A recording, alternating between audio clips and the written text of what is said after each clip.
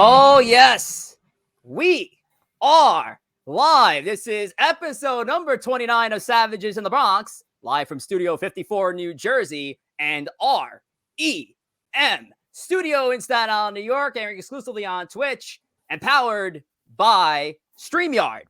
And welcome back. It's 2022, Monday, January 24th, 2022. I'm your host, Rich Rivera, and I'm being joined by Mr. Monday Night, Tom Wospil.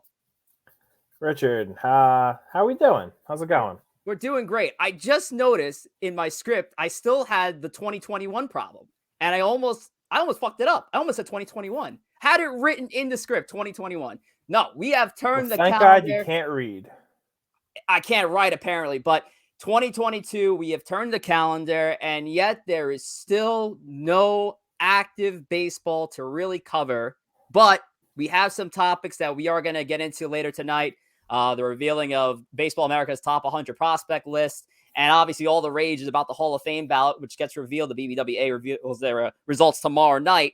But Thomas, we do have some encouraging news, it seems like, out of the MLB lockout, as we were just reading before. Yeah, they met today. The meeting lasted more than 10 minutes, which I think some of the previous meetings they got in and out and didn't do anything. So lasted a couple hours today, and I think I read they're supposed to meet again tomorrow. So, we might be seeing light at the end of the tunnel. I know the players gave up I have to read it again, the earlier right to free agency. I think that was one of the big factors, and they gave that up to stay the way it is. I think there's two other big hurdles to cross. One's revenue sharing and one's arbitration, I want to say. So we'll see. It's progress. Maybe we get, maybe the owners concede something and they give a little bit after the players gave a little bit today. And then they got one last thing to fight over. And listen, I'm ready for pitchers and catchers. Let's get it going. I mean, you have to think something's going to have to get resolved by at least, I want to say, mid-February to feel like things are going to start on time again. But I don't know. I've been feeling pessimistic about this whole thing, given the scars of the 2020 season and how long it took to get back to the field there. Obviously, it's a little bit of a different situation, but the negotiations between the Players Association and the MLB has been checkered, to say the least. But we'll see what happens. Obviously, that's all we have to ride on. That's exactly what the theme is of been our show, because obviously we haven't had a show since mid-December. It's been a we'll see what happens kind of deal.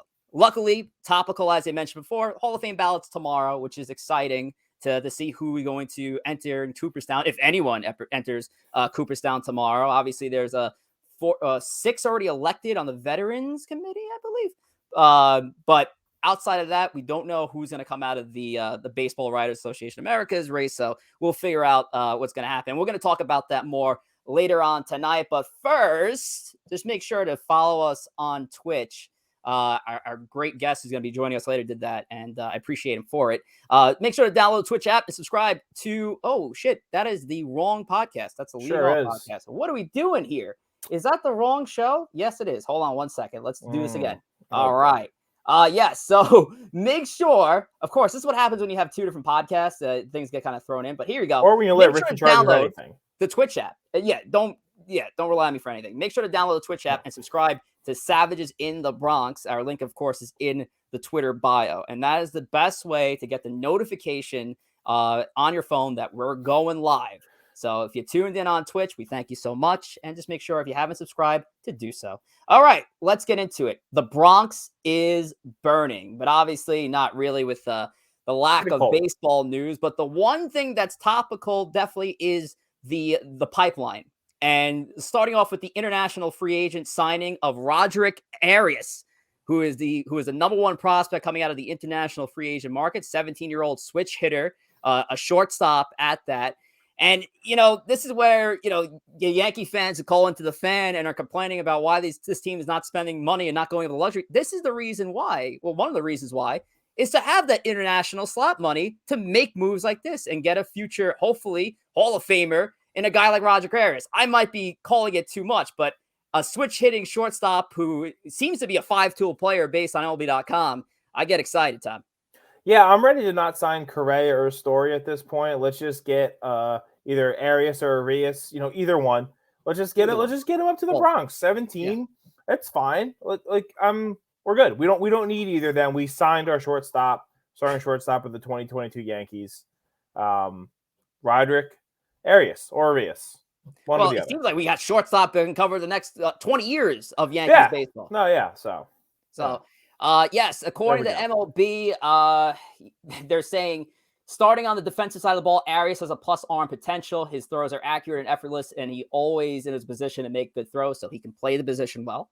At the plate, he exhibits above average bat-to-bat skills and strike zone awareness. He shows good plate discipline, doesn't swing and miss often. He shows power from both sides of the plate, especially by the right side. So that's some good projections there on Mr. Arias. And he joins a group. I mean, it's starting to become a pretty impressive group of Yankees farmhands here, Tom. And we'll make our next note here and talk about the top 100 Baseball America prospect list, where three spots went to New York Yankee players. Two more shortstops, Andy Volpe, who's been mentioned before on the show multiple times, at the number 10 spot, Oswald Peraza at number 55, and of course, our favorite person who can't drink yet, Jason Dominguez, who's obviously going to be the future everything, because that's the projection right now. But we got to be impressed with what we're seeing right now, based on just projections. Obviously, the things can obviously change, in a few years' time, but kind of get excited when you see this farm system. Yeah, I mean, Volpe he had an unbelievable year last year. I could be wrong. I don't think he even was a top 100 prospect going into 2021. And now he's up to 10 just off a fantastic year. He's someone that I think he really is part of the reason why the Yankees might be gun shy on a 10, 12-year contract for Correa, because if they really believe in Volpe or they believe in Peraza, you might not want to commit that money there. Maybe you want to save that money to commit to a pitcher in another year or a different bat at a different position. I think all that is factored in there. I know, again, we're not trying to get too far ahead of ourselves, and who knows? They might not pan out. Prospects more often than not, just burn out and they become nothing. So, but I do think at the very least, with these two shortstops at the top here, I think they do need to tap one as what they think is going to be the future. And then the other one, as we've talked about in the offseason, of potential Matt Olson trades, there was those rumors now of them going after Matt Chapman to play short, the kind of weird things going on. Yeah. Like, I think one of those guys probably look to be in that trade or some kind of trade, because, if you let them just rot on the vine, then it's pointless. So it's probably time to move one of them, and we'll see. Yeah, and the thinking with the Chapman deal, as ludicrous as it sounds, because platinum glove at third base, they're thinking, all right, I guess he can handle the position at shortstop. They had that success with Urshela moving from third to short. The thinking is, obviously, you have Chapman there for a little bit, and then you kick Chapman back over to his natural position and have one of these shortstops come up when the time is ready. Yeah. Shortstop is still a need and can't be addressed internally right now, so they're going to have to get somebody either off the market or a trade. As much as I've been pushing for Correa, I love to have the edge. And they can still make the move for Correa. I'll be very happy. They don't necessarily need Carlos Correa. They can go, and Yankee fans are going to hate to hear this, but they can go for a temp solution like an Adrelton Simmons in the meantime. Get a guy who's a major league ready shortstop and be that guy there. I don't know about that. I don't think you could start the season with Andrelton Simmons as your shortstop. If it's not Correa, it needs to be Story. I'd rather the weirdness of Chapman, or you can't have Simmons as your starting shortstop on this team. Didn't you just say that you were cool with like moving past a guy like a Correa? Or like, so you're gonna go with Story, who's gonna ask for multiple years too? Well, I mean, Story's gonna be less years. Listen, I'm trying to move on from. Well, I also would say Arias is our starting shortstop, but the 17-year-old kid. You're gonna need, I think, a name there. I think it was such a glaring issue last year with how Gleyber played short that you need someone to come in and play that position. And if Story, obviously you're not getting him for 2 years, but if Story's a 7-year deal, I would, granted we can't sign him right now, but you'd sign him right now. Like the Correa 10, 11, 12-year contract, it's scary. It really is. Correa just signed with Boris over the weekend, so he's he's there to, he's going to make like 10 years, 350. And that's a big commitment. I know it's not our money, but He's the gonna Yankees want don't. not that he didn't want it before, but he's gonna want a shit ton of money now. Yeah. So I don't know. Be interesting to talk about, and we'll get our great guest on who actually just dropped this note. Have to do a little better than Simmons, and hopefully they can do a little better than Simmons. Again, just looking towards what we have right now on the farm, and yeah, maybe I'm putting too many eggs in that basket, but it is a solution in the future, but not a solution right now. All right. Anyway, we'll get into it more in a little bit, but first, follow us on Twitter and Instagram at Savages Bronx. You can follow Tom at Wospil54. And you can follow me at Rich J. Rivera. As always, I made a New Year's resolution at the beginning of the year that I would tweet every day because I'm so inactive on Twitter. And I have not lived up to that New Year's resolution at all. So I'm doing great. But hopefully my +1 is doing a little bit better than I am, because our special guest can be followed at a number of different pages, including his personal at Julian Guilarte, that's spelled Guilarte1 on Twitter. Also, Julian Guilarte 11 on Instagram. And also, you can follow Grunt Talks MLB on Twitter, and I believe on Instagram as well. He'll tell you himself. He's a contributor of Fanside and a co-host and COO of MLB Grunt Talks MLB and Grunt Talks Sports, which you can listen to on Apple Podcasts and Spotify. He is Julian Guilarte, and he joins us live on Savages in the Bronx. What's up, Julian? Thank you so much for the kind promo. But yes, Grunt Talks MLB is our website. Missing my co-host Bobby Thompson today. Our boss Darren Klein. We have videos on our YouTube channel as well. I'm to some reporting during the season. I like to travel, go to the games. So that's a little rundown of what we do.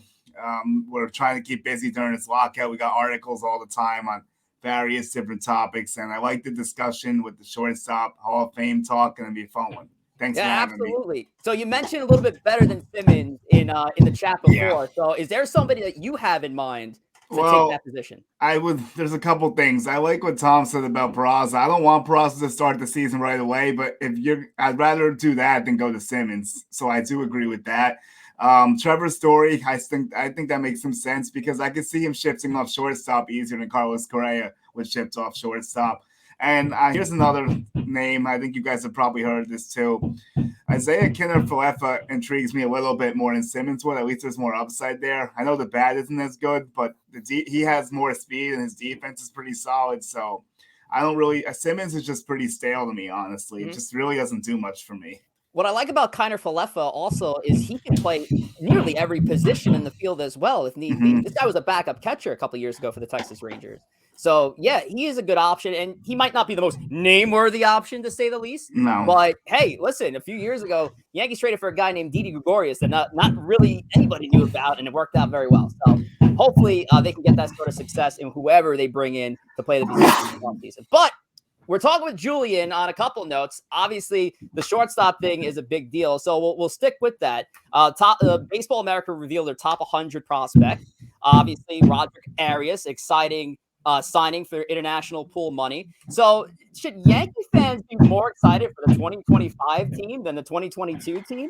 That was a question that kind of caught me off guard. I was like, wow, we're really going to talk about 2025 with the New York Yankees. But I get what you mean, because you got Dominguez and Arias should be ready by then. Volpe should be well established by then. And maybe that looks better than what we're seeing right now. But for me, I still got to say next year. I'm always looking at it 1 year at a time for the most part. I think the future does look great. But it's hard to answer that question fully because we don't know what they're going to do at the end of this lockout. But if they keep this roster the same, you just see like Rizzo come back and you get something like Simmons and like Matt Boyd or something, then yeah, I guess we have to be more excited about 25. Matthew Boyd, that's a name I've heard dropped in the past, Tom. That's a name who has been on fantasy baseball waiver wires for streaming pickups for years now, and I'm very familiar with him at that point. Yeah, fantasy baseball. I need one more start. Matt Boyd's available. He's playing the Indians. Let's give him a shot. He'll give you 5 innings, 4 earned runs.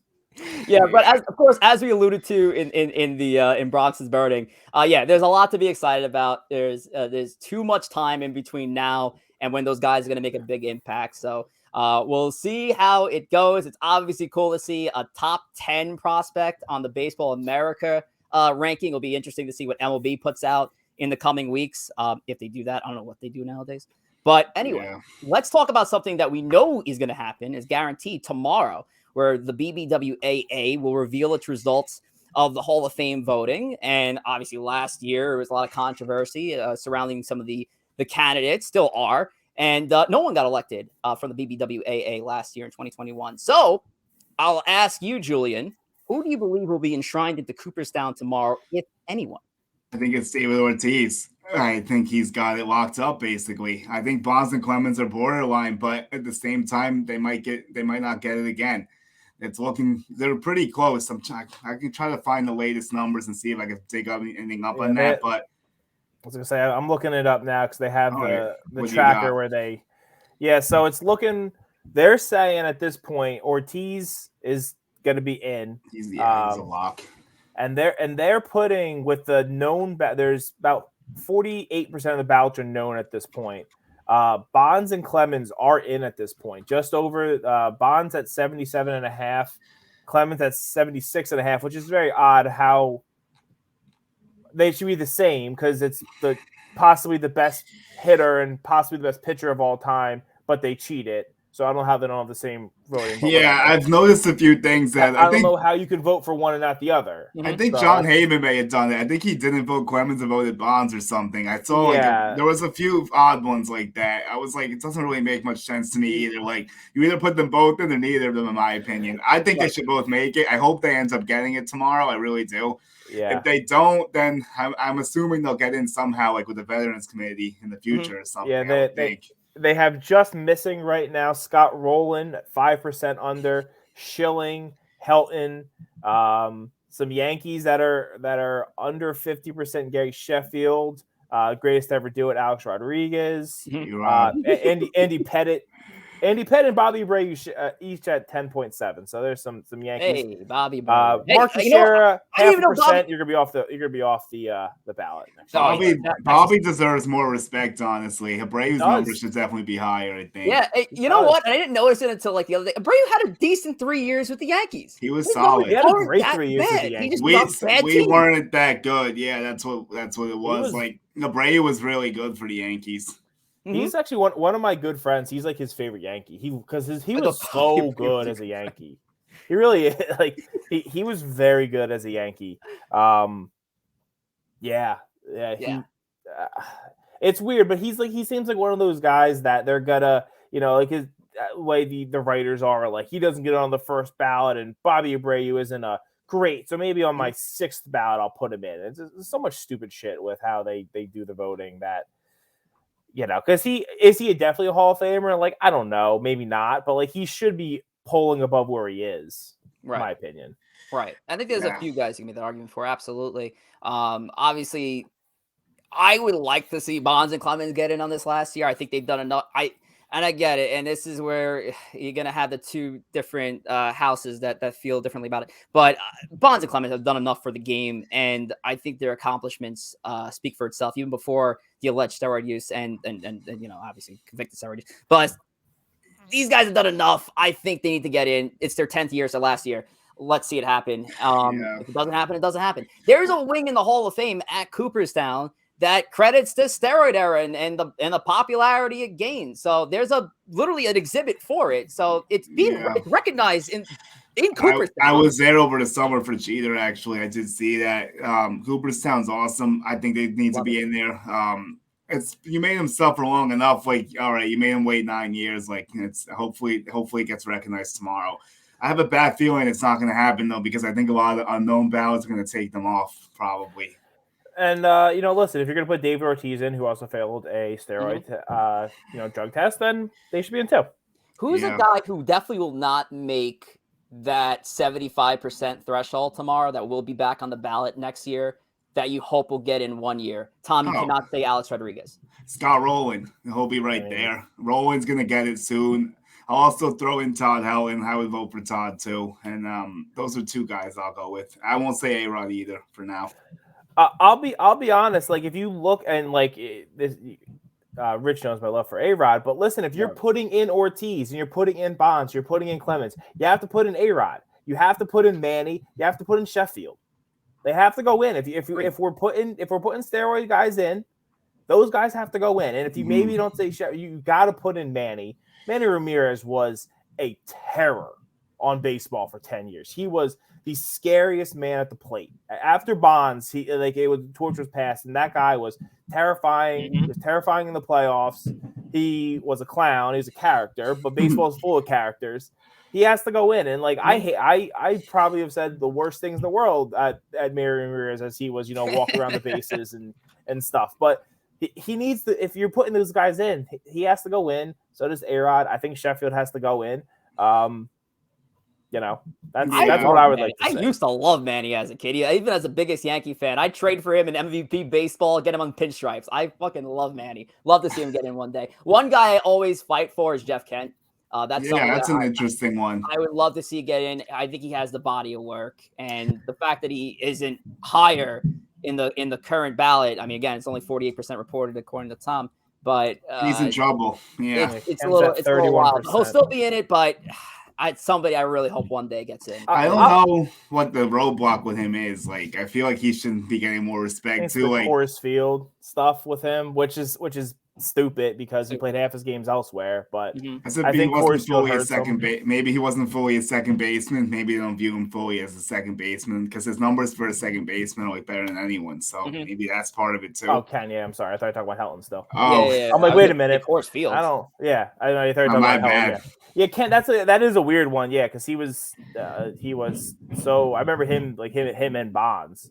And I feel like we're kind of talking about everyone who's under the 50, but I mean, Billy Wagner was as good as a closer for a while as you could hope for. I would put him in there. And another one who is right under Helton between those two, another ex-Yankee, Andrew Jones. I don't see how Andrew Jones, his peak is very high. So he's an interesting one because I'm like on the fence with him. I was leaning yes when I was talking about the ballot last month on leading off when it was a big topic, but I'm now starting to lean no with him, just comparing other guys who are not even on the ballot or were knocked off the ballot within a couple of a guy like Jim Edmonds, who I think is more deserving to be in the Hall of Fame, and I think had the better body of work than Andrew Jones, and yet we're like eager to put Jones in. I don't know. Just comparing other guys, it just doesn't make sense. Even Torrey Hunter, I think, makes a better case than Andrew Jones does. But we'll get off that. We'll continue our Hall of Fame talk into Babe's bracket. Obviously, we have Julian Guilarte with us on the Savages in the Bronx. And obviously, if you want to check out his stuff, I got it on the ticker right there. You can follow him at Julian Guilarte1 and at Grunt Talks MLB. But thank you so much. And thank you for joining us, obviously. Thank you for joining us. And before we get into our bracket, I'd just like to remind you that our show, as always, is brought to you by Sincerely Allie Studio. Since 2020, Sincerely Allie Studio has been customizing scented candles, wine glasses, and much more. You know, Tom, it's been ice cold the last few days. It doesn't seem to get any warmer. Sure has been. But I'd like to pretend that it's beach weather, that I'm on the sand right now. Walk around naked. With a cold beer in my hand. And the best way to kind of do that in the winter right now is to light up one of Allie's candles. Don't be a salty beach. You got to go check that out on our Etsy page at Sincerely Allie Studio, and give her a follow at sincerely.allie with 2 E's on Instagram for all things for your self-care needs. Sincerely Allie. And with that said, we're going to turn it over to our next bit here called Babe's Bracket, which, of course, we're going to get into some more Hall of Fame. And, of course, this is brought to you by Sincerely Allie Studio. So, logo in the corner right there. Julian, I'm glad you're on, sir. Obviously, we are a night before the Hall of Fame ballots get revealed. So, we have a cool bracket here of which former New York Yankees should be inducted into the Baseball Hall of Fame one day. But I followed some certain criteria. First, I didn't want to include anybody who was on the current ballot or any future ballots. So no A-Rod, no Clemens, no Sheffield, and no CC Sabathia, who's another person who could be considered, but no Anthony Volpe. Has to be a not on the ballot. What's up? Anthony Volpe not on the ballot. No, Anthony Volpe definitely not on the ballot. Not now, not yet. Has to be a former player, and yeah, that's really all I got. So let's get into it with our Babes bracket. You ready, Julian? Yep, let's go. All right, let's do it. We're going to start it off with our number 1 seed, Don Mattingly or Bernie Williams. Who do you got, sir? This is an interesting one you got going here. I want to say Tom Mattingly, but then I look at the numbers. I see Bernie's might have a little better body of work, but I'll still go with Mattingly, though. I'll stick with Mattingly, I think, just because Williams has never really been up for consideration. I know the topic's been talked about with Mattingly before. I think injuries probably robbed him of it, unfortunately. His peak was really good, but then he fell off quick because of injuries. Bernie Williams actually makes a good case, too. He's a winner. The body works just better because he's played longer, but I'll pass it to Donnie still. All right. So I did a lot of research, as Rich knows, before this episode. More research than I usually do for the show. I do got some just general accolades for everyone. Mattingly won an MVP, 9-time Gold Glove winner, 6-time All-Star, 3-time Silver Slugger, and won a batting title. Bernie, 5-time All-Star, 4-time Gold Glove, won a Silver Slugger, and won a batting title. What I find most interesting about these two, and I messaged Rich about this earlier, if you look at their peaks, so I looked at a 6-year peak for these guys. For Mattingly, 84 to 89, Bernie, 97 to 02. So they're both 6 years. Mm-hmm. Both had a 147 OPS plus. So wow. And Donnie had a 327 average. Bernie had a 326. Wow, so that's their incredible. Peaks are incredibly close. It's the same peak. Now, Mattingly won an MVP. He did win. He was a 9-time Gold Glove winner, which I know people don't love Gold Gloves, but listen, that's how they evaluated defense back then. Gold Gloves. Bernie played 2 years more.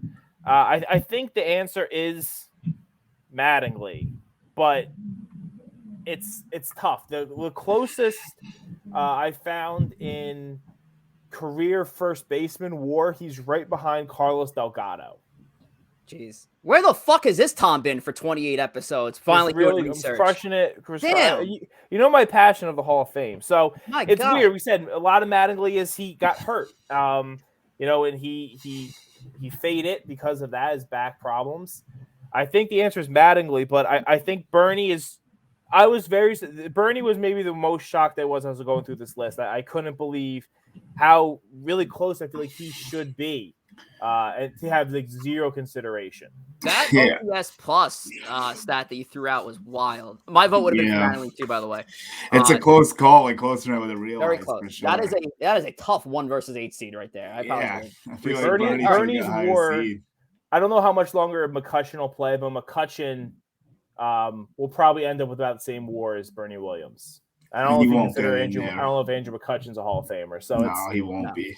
Yeah, he was on good pace in Pittsburgh, but what an MVP, right? Did he win MVP in Pittsburgh? Yeah, he pulled one in. He definitely did.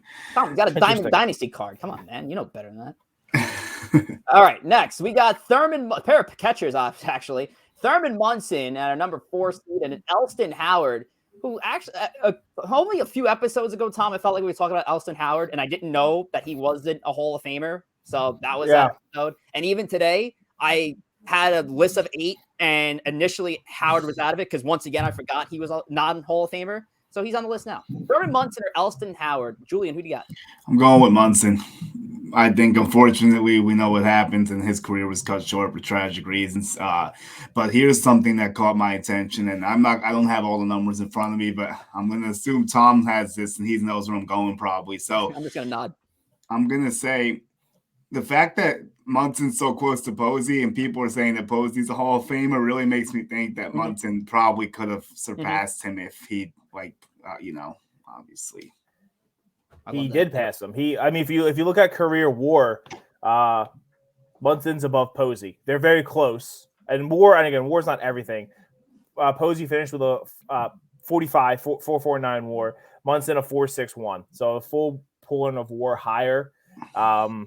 I think the answer definitely is Munson. Just to roll off the accolades real quick, is going to have it for everyone.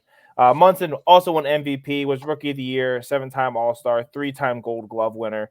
Elston Howard won an MVP, 12-time All-Star, 2 Gold Gloves. The thing I noticed, which I wasn't as sure with Elston, is I didn't know, especially that time with the color barrier not being broken, of how much did these guys play in the Negro leagues and because how much of that time was robbed of playing in Major League Baseball. Elston Howard only played 1 year. He did miss some years because of World War II.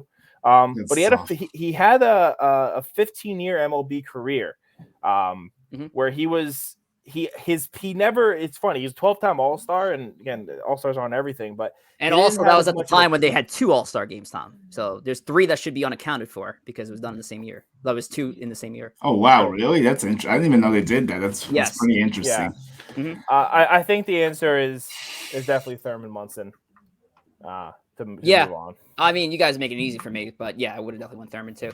Not because I just seated it that way. No, has nothing to do with that. All right, next we got Ron Guidry at our number 3, Louisiana Lightning, or David Cone. There we go. Pair of aces right here. Julian. I'm actually going to go with Coney on this one. I'm going to go. This is the first upset we're going to pull here. I think that it's a pretty close case to be made for both of them, but I think David Cone did just a little bit more. So the strikeouts are better for Cone too. And that's definitely something that's noteworthy. The ERAs are pretty similar, I think, and the wins and losses are pretty close too. So it's a pretty tough call you got here. Yeah, so Guidry won a Cy Young, 4-time All-Star, 5-time Gold Glove, 2-time ERA champ. Cone also won a Cy Young, 5-time All-Star. Didn't have the we've talked about it on the show before. The Ron Guidry peak was one of the best peaks of all time. It was short. It was short-lived, but he had I don't have this Baseball Reference page up, but what's the year he went like 24-1? I have it up. I can get you. It's 78. It's stupid. Like it was unbelievable. 78. He didn't sustain it though. The one thing I found kind of interesting, and I feel like I have to keep mentioning that WAR is not everything, but Guidry is 114th career in starting pitcher WAR. He's only 1 point behind Roy Oswalt, and they actually have a similar amount of innings pitched. Jamie Moyer is very similar there too, but Jamie Moyer pitched for 10,000 years, so I feel like that's not a fair comp. So, his comp, I mean, he had a higher high than what Roy Oswalt did, but I don't think Roy Oswalt is a Hall of Famer, although, Rich, I do like his card and the show. I do think the answer is Cone. He actually he had a more consistent career, not as much of a peak, but more consistent. Really taking the bat out of my hands, no pun intended. No, it's really intended. What I liked about Cone, I remember we talked about him a couple of months ago when we had our Subway Series special, and we were talking about great Yankees and Mets. What I loved about David Cone, I felt like across his career, he was very consistent with no matter what uniform he had, maybe with the exception of the Red Sox, but his career, whatever. But he was rather consistent no matter what team he wore the uniform with. I like that he gave you the same body of work when he was in his mid-20s to when he was in his mid-30s. I like the Cone pick. Cone moves on to the next round. We can't not factor in that I was at perfect game. It's okay. Wow, that's actually really cool. Has to be. It gives you more points. That's 100%. The Baseball Reference page was Tom at a perfect game. There's only one person. Now, if you guys look behind me, you can see the Cone book I have right behind me in the background. Check close to the wall. Yeah, I can see it up there. Yeah. Oh, okay, I see it. Okay, got it. Awesome. So David Cone goes into the fall. Yeah, that story's cool, Tom, when you don't fucking talk about it almost every single episode. Listen, I want to know how many perfect games you've been to. You've been to 0 because you're a fucking loser. Next. I've been to so many games and not one of them perfect. Next one. Our last matchup here in the first round, number 2 seed Roger Maris or number 7 Jorge Posada. This is a really interesting one. I mean, Posada kind of has similar numbers to Munson too, in a sense. I mean, Maris, obviously, it's hard to tell the story of baseball without Maris, but the whole body of work, I don't know if it screams Hall of Fame to me. So with that being said, I would give the nod to Jorge, actually. Oh man, I know this vote's coming to me. Tom? It's coming to you. You know that I have died many times with the Roger Maris as a Hall of Famer hill. He won 2 MVPs, 7-time All-Star, won a Gold Glove. He doesn't have the highest career WAR. only played 12 years. He didn't have that long of a career. He's still in a lot of eyes the rightful single season home run king. I think I moved Roger Maris on. Jorge Posada, as I was looking through things, I always remember him like he's one of the best hitting catchers of all time, right? And he doesn't actually rank as high in a lot of those categories as I thought he did. He's 10th in OPS, 9th in home runs, 12th in RBIs. And those are on teams that had stacked offenses, so he was protected. Yeah, I mean, I could see the Maris argument. I really can. I just think when you do that, you can't tell a story of baseball without. I mean, Roger Maris it's a big part of baseball. But he was irrelevant before 1959, and he was irrelevant after 1962. Like it's a very, very, very small portion of his career where it's notable. And yes, it is a big story that you can have in the exhibit of the Hall of Fame and enjoy as you pass on and you realize that Roger Maris doesn't have the record as the home run king of baseball. I'm actually going to go with Julian, and I'm going with Jorge Posada because I just love seeing Tom. Roger Maris should be a Hall of Fame on the inside. Yeah, your point is where I'm at, why I chose Posada, because there wasn't really like a large impact besides that. Like it was too small of a sample size. Yes, I could not agree more, Julian. All right, we move on to the next round. This makes me happy to not push Roger Maris forward, but here we go. We got Don Mattingly, our number 1 seed, or Thurman Munson, our number 4 here in the semifinals. Julian, what do you got? Wow, this is a toss-up, but I'm going to go upset special here, and we're going to move Munson ahead because I think he compares favorably to catchers more than Mattingly does to first baseman, I would say. Damn, this bracket reminded me of the NFL weekend right now with the upsets happening. I love it. All right, Tom, what do you got? I'm also moving Thurman Munson on. Holy shit.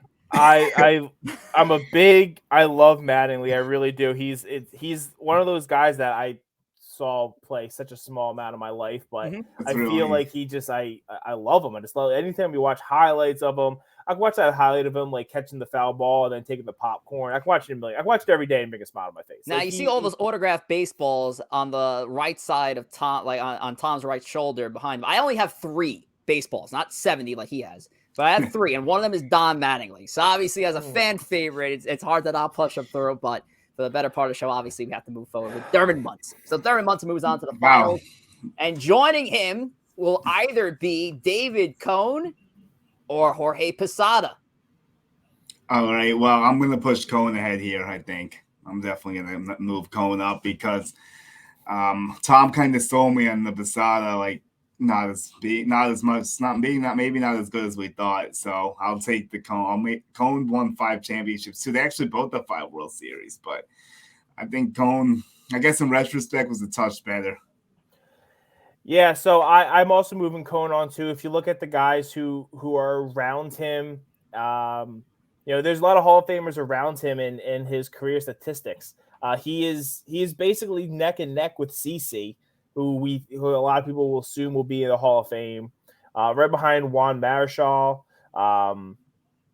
Let's see who else is. I mean, he's not too far behind like Roy Halladay, Bob Feller, guys who are really considered some of the best pitchers. Another thing I found interesting looking at stats, a big comp I found to Posada was Jason Kendall. And I don't think we would say Jason Kendall's a Hall of Famer. Yeah, they had pretty similar stats. I mean, Posada. I know when you hear people say if Jeter didn't play in New York, he'd be Craig Biggio, which I think is stupid. Yeah, it's a bit much. If Posada didn't play in New York, I don't think people were like, oh, I liked him. He was nice. He was a good player, but he's nowhere near the Hall of Fame. Well, Posada, if he didn't have the championships, I guess you could say something like that. Jeter's way different than that. He's still one of the best players of all time. That's way different, but right. But we don't play Marvel's What If. It happened. Jeter's career happened. His legacy happened, and that's that. And he's no. Talk about hills that will die on. All righty. So we're moving David Cone on to the finals, which means here we go with the championship. We got Thurman Munson or David Cone. Which former New York Yankee should be inducted into Cooperstown one day? Julian of Grunt Talk Sports here with us on Savage in the Bronx. Julian, what do you got? All right, so we are going to advance. This is a tough decision here, but you know what? Let's advance Cone here. All right. Wow. David Cone Cone. going on. Yep, I'm gonna put Cone to the finals. So I have Munson going on, and if you look at careers for catchers, every catcher above him if we look at career WAR and in career, other kind of general statistics like that, is in the Hall of Fame besides Joe Mauer, who we assume will probably be. Is Joe Mauer even on the ballot anymore? When did he retire? Mauer's got to be in there, I would think. Mauer, I think, is. I don't think he's on the ballot yet. I think he might not be on the ballot yet. I think he's a Hall of Famer too. Like you're splitting. Yeah. I was. Yeah, I get it. And if you think about he's not on the ballot yet. 2018. He's got one more year. So he's not in the Hall of Fame. No, he's not on the ballot yet. Mauer on the ballot. Oh, okay. I thought you said he got on the ballot in 18. Okay. I was trying to I was going through, and the big case for Mattingly was his back. He was injured. His back went out, and I just don't think that's the same as dying in a plane crash. Munson's career was ended effectively at that. Not effectively. His career was ended by a plane crash. It's incredibly sad. It's if you look though, we talked about his comparison to Posey. And if you also look, he was at that point, and granted, he had a 12-year career, something like that, 10 12-year career. If he was declining at the end there, but he had a few more seasons left, he really would have put himself into, he would have put himself into the guaranteed I'm a Hall of Famer category. If if that didn't happen, he'd be up there. He'd be up there, potentially close to a Joe Mauer statistic wise. So yeah, I think he's absolutely Cone should legitimately be considered on a future Veterans Committee ballot. But between the two, Thurman Munson gets it for me. Yeah. I think both are Hall of Famers, in my opinion. Thurman Munson, we're talking, and again, yes, the unfortunate circumstance of Munson's death. We're only talking one less year that Posey has in the big leagues. Posey's 12 years to Munson's 11. And Munson and Posey, that's a very similar comp, and we are putting Buster Posey in the Hall of Fame. It seems like it. Everyone at the end was saying he's probably a Hall of Famer. And Buster Posey sounds like he's gonna be a first ballot Hall of Famer. Yeah, people are all on the Buster Posey train, which I'm not saying anything against, because I think he should be a Hall of Famer as well. But I'm actually surprised. At first, the numbers aren't as good as I thought they were. I thought the numbers were actually better, but I mean, he won 3 championships because that's gonna go a long way, obviously. But Posey's a Hall of Famer. I wouldn't put him in right away, though, but I wouldn't be surprised if he gets in there right away. I was really going to pick Munson. I just switched to Cone last second, so I fully support the Munson decision still. That was always do a 2-1 vote. The Hall of Fame vote is going to get really interesting in a couple of years, because we've reached the Bonds and Clemens getting in, right? And it looks like, who knows, but if that door gets open, and then we talk about some other guys who were steroid guys. Do they get in? At that point, a lot of the ballot will be cleared off, right? And even if they don't get in, they're at the end of it. And that's where I could see someone like Posey getting in quicker, because people aren't going to be, is he my 10th, or is he just missed my 10 if I'm voting for 10 to get in? You clear off a lot of these guys, and I think Posey's going to get in first or second year, honestly. Who else retired, though, in 2021, Tom and Julian, that might be up for a Hall of Fame balloting in 5 years' time? I'm trying to look really quick to see if anyone jumps off the page to me. Because off the rip, the only other person I'm thinking is Pedroia, but that's a stretch. Injuries kind of hampered him a bit. Yeah, I don't think. Yeah, but, and I don't think he'd even count because he didn't even play this year. Posey, Pedroia. Number 3, Wade Davis. And honestly, Pedroia wouldn't even count because the last time he was on the field was 2019. I think it is in this ballot 5 years now, and that's not knowing who else is going to retire. He's the only one that looks like a first ballot sort of deal. Yeah, come off of 2026. this season, I don't see anyone new.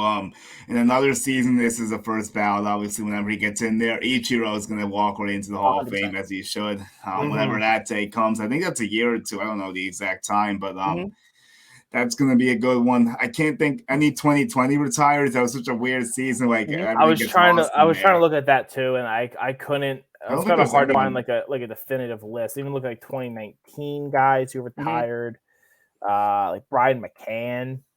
He's also like, if you look at like catching numbers, like he's not that far back. Beltran's going to be an interesting case as well. But again, that's when we're talking about like, all right, how do we feel about this? He did well. Beltran is obviously involved in the asteroid scan. Yeah, He didn't have a steroid thing too, did he? No, he did not. He did not.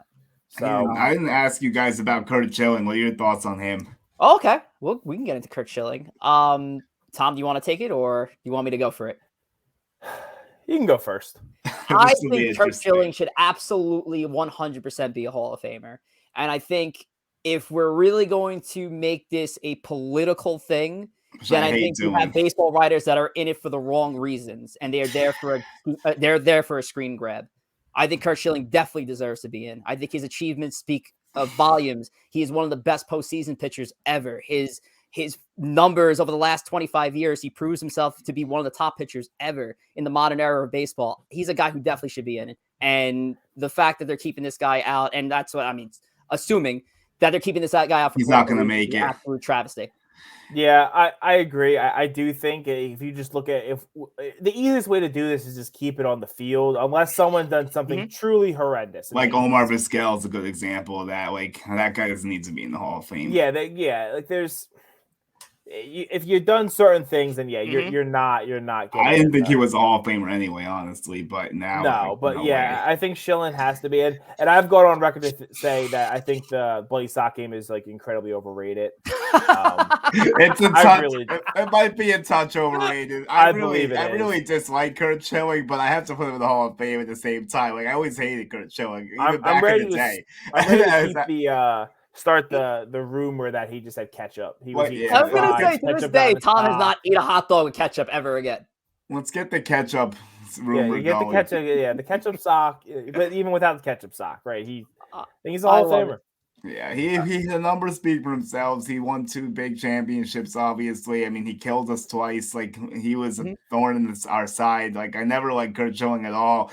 And then after baseball, he goes completely off the wagon. But, I mean, he should still be in the Hall of Fame, but people just don't like him, so they're not going to vote him in, which I don't like either. Like, the process is so, like, weird to me. Like, I hope to do it one day because I am interested in reporting and all that, and I would take my ballot more seriously than half of the ones I see getting out there, which really bothers me. I mean, I know we're going kind of long at this point, but like, everyone, I feel like I'm here. Don't worry, we got time. The process we have is bad, right? It's not a good process. How does it get better?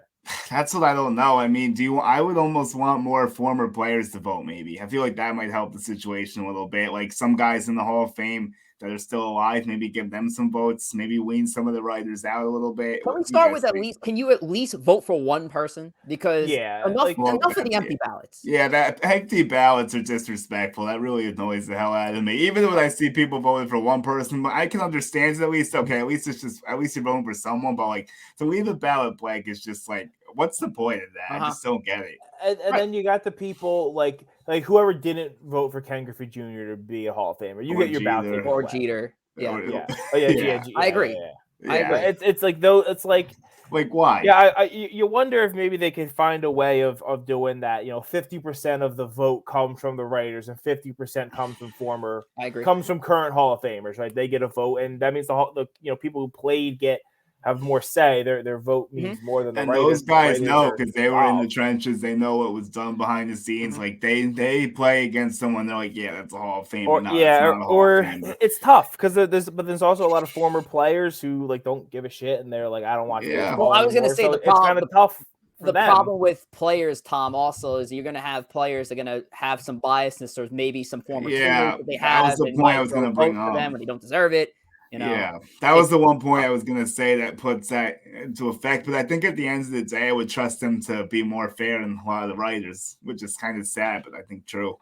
Yeah, I don't know. I don't know. I don't know if it's come up with a committee, like a really well done committee of people who are really in baseball and Like something different than the Veterans Committee, though. Like not the Veterans Committee. yeah, like something that does have some writers, but like we take the clowns out, and we do have some veteran Hall of Famers, and we have some people who weren't Hall of Famers, right? Like why isn't let's see, it looks like David Cone might not be probably not getting the Hall of Fame, or if he does, it'll be later. Like David Cone seems like he'd be someone who is qualified to say if you're a Hall of Famer or not.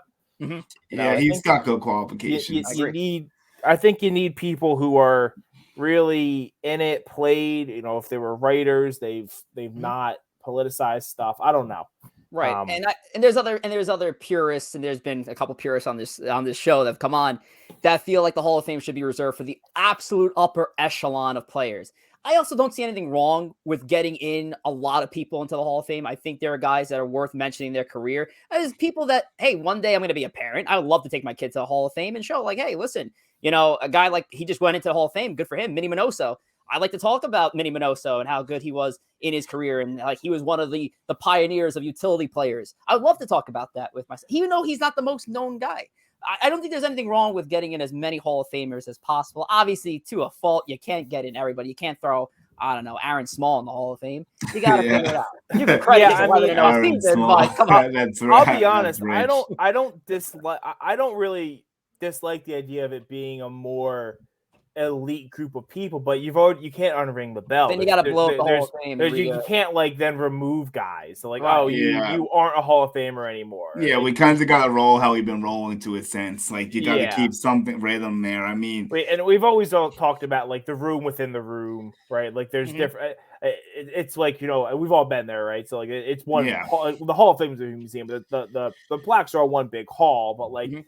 There is definitely like people go check out the Willie Mays plaque more than they check out Mike Mussina or something, even though I love Mike. Any other players, not Willie Mays.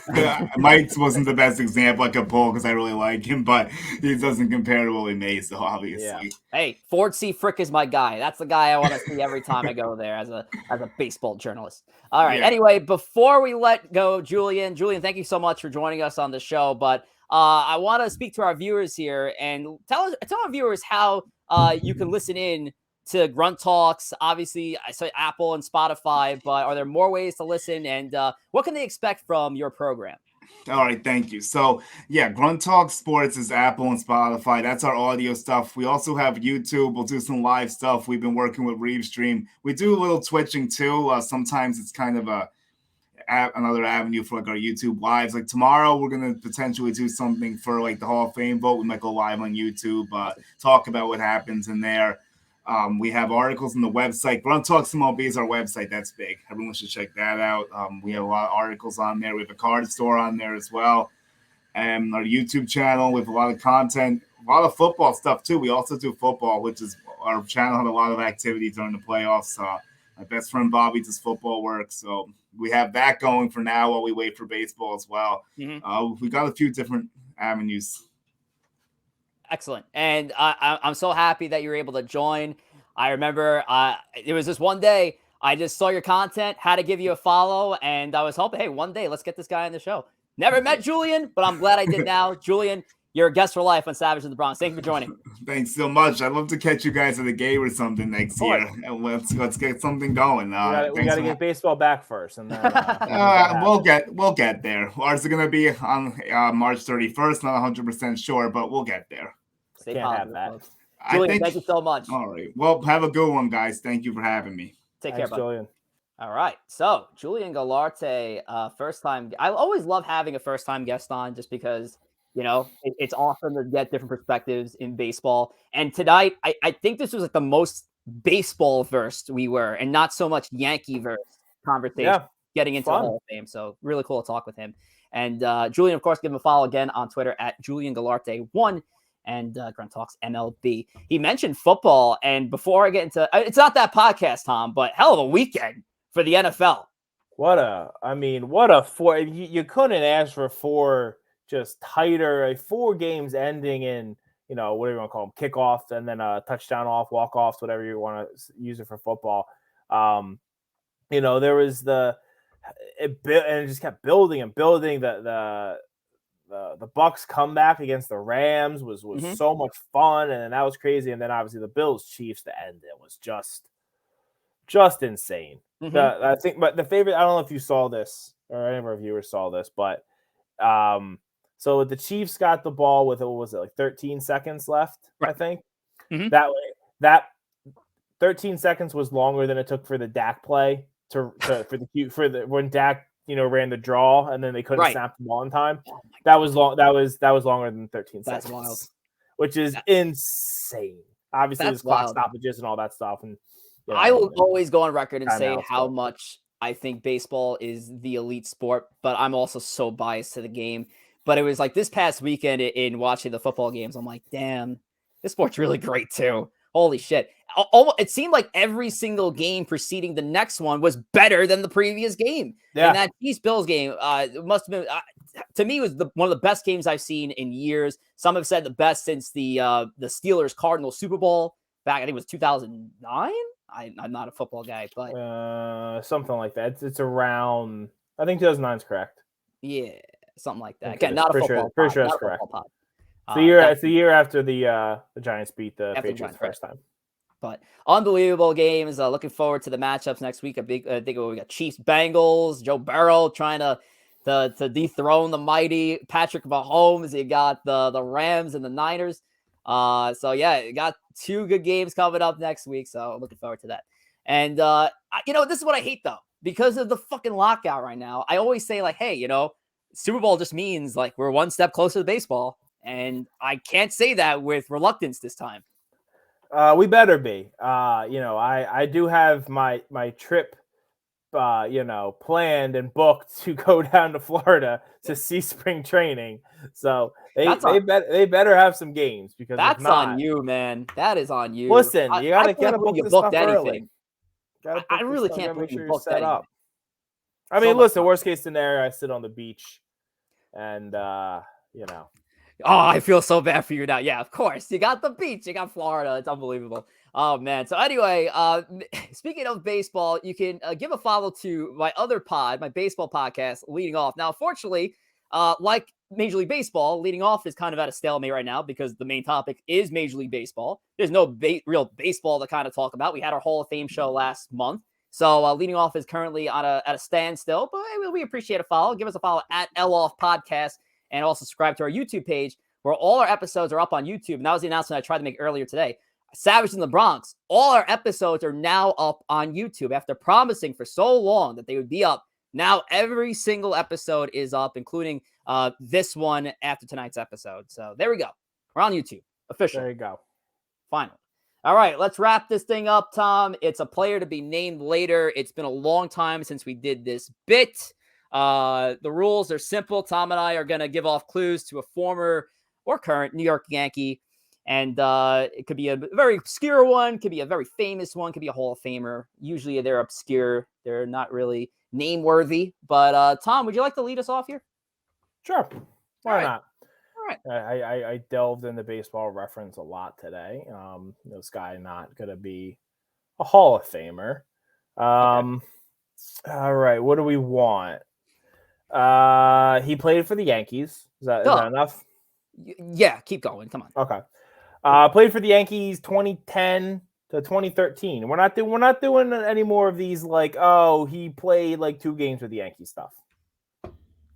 My guy's not that way either. So 2010 to 2013 Yanks.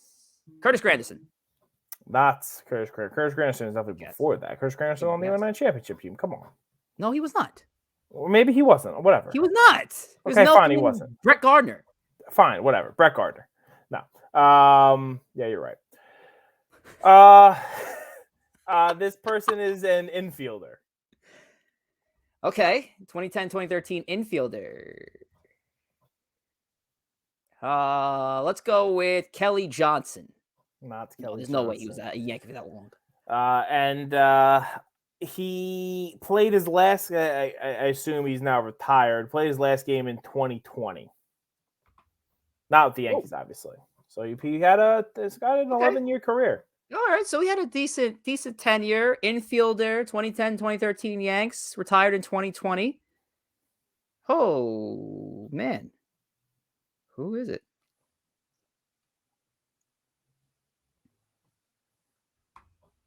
You got me here. I think you might got me here. I'm trying to think. Oh, wait. Is it Eduardo Nunez? It is Eduardo Nunez. Go, baby. I was gonna say go. he had the propensity to run and his helmet fall off. That's Max Clue.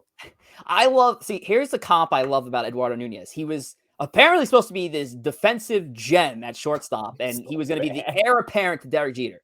And he was fucking awful in the field. He really was horrendous in the field. Bad. But yes, the helmet would fly off.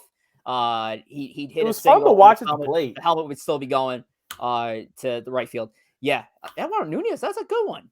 That's a good one. Eduardo Nunez. I like that one. Mine's definitely a little bit more of a name-worthy Yankee. Played for the Yanks from 1998 to 2004, and had a 9-year career. Pitched in both leagues. That is. Wait, do you have any guesses before I keep going? 98. So I mean, he won some. Yeah, he was on a couple championships. El Duque? Is that where we're going? It is El Duque. Look at you. El Duque. There we go. Wow. There you go, Thomas. El Duque. My favorite pitching motion ever. I love the high leg kick for El Duque that would almost hide his head. I wish I could do it, but I'd kick over the microphone. Terry groin, too. Yeah, I'd hurt myself. Orlando Hernandez is my guy. Eduardo Nunez, Orlando Hernandez. Love it. A player to be named. And then we can bring it back real quick to David Cone. The David Cone El Duque commercial, if you haven't seen it, of El Duque gets the dance and then Cone wants his own dance. I think he does this. It's Coney is the best. I don't think I saw that one. Oh, you gotta it's like a, what is it? It's like a MasterCard or a Visa commercial. It's like they're in a club and they go to the bathroom and like everyone's doing the El Duque dance, which is his motion. And then Cone's like, I want to dance, and he like looks in the mirror and I think he does this. It's amazing. Well, I guess at the time, Genie in the Bottle was like the famous song, Christina Aguilera at the time. But I can respect that dance. But yeah, that's funny. El Duque. Got to check out that commercial, possibly MasterCard.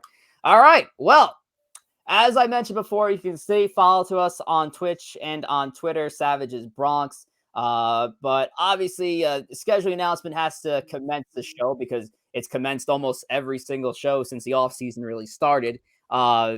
Because, again, the baseball lockout has kind of thrown a wrench into everything. The lockout rage is on. But, we're lucky to fire off an episode like this with something so topical like the Hall of Fame balloting. But honestly, after tomorrow's ballot, there's not really much to talk about baseball related. So just stay tuned. I can't make any promises on future episodes in the near future. So hoping that these guys in the Players Association and Major League Baseball, they kind of come together so we can pump out some more episodes of Savages in the Bronx. But for now, we are going to stick with our episode 29 and not move any further until we see some progress from MLB. So that's the deal, Thomas. That is the deal. That's it. That's all we got. That's all we got, folks. Anyway, want to thank you all for coming out and tuning into our show. Want to thank Julian Guilarte for being such a great guest. We'll definitely have him back on for the show, and make sure to follow him on all his social media accounts. I want to thank Tom, as always. Got me through 28 episodes and finally decided to bring some valuable research to a segment. It was amazing. I feel like I'm looking at a completely different person right now. Tom, good stuff tonight. I love it. It's what someone has to carry you. So that's true. Thank you all for coming out. It's very belated, but a very happy new year as we turn the calendar here in 2022. And hopefully we get some baseball back here, folks. And then we'll get out some more Savages in the Bronx. Anyway, that's it. That's the show. Take care.